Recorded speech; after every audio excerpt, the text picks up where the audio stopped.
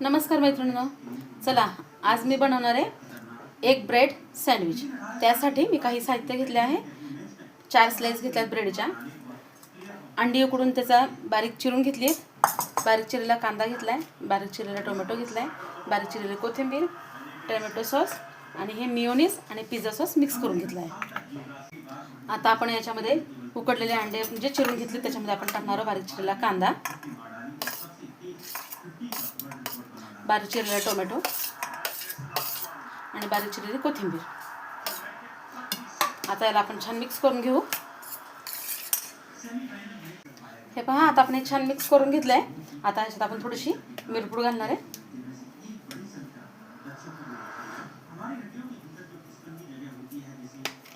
हे छान आपण मिक्स करून घेऊ। मी इथे 2 ब्रेडच्या स्लाइस घेतलेल्या आहेत। एका ब्रेडच्या स्लाइसवर मी जे मेयोनीज आणि पिझ्झा सॉस घेतला होता मिक्स करून, तो लावून घेणार आहे।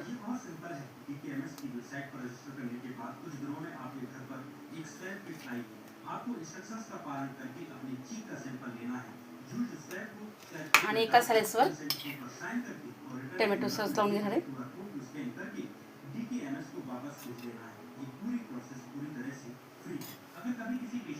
हे पहा, मी ब्रेडवर सॉस आणि मेयोनीज लावून घेतली आहे। आता आपण एका स्लाइसवर हे आपण जे मिश्रण तयार केलं होतं ते पसरवून घेऊ छान।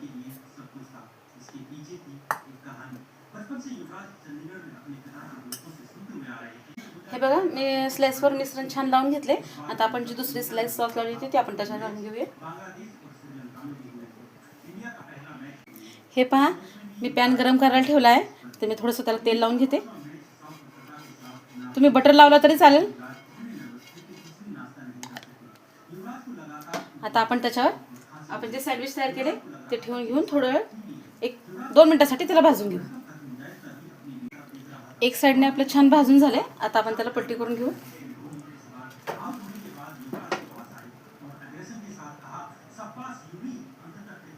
थोडंसं जरा वरतून आपण तेल लावून घेऊ।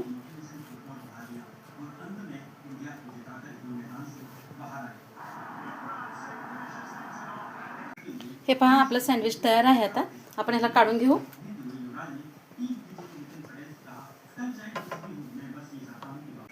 हे पहा, आपलं सँडविच तयार झाले। आता आपण त्याला कट करून घेऊ।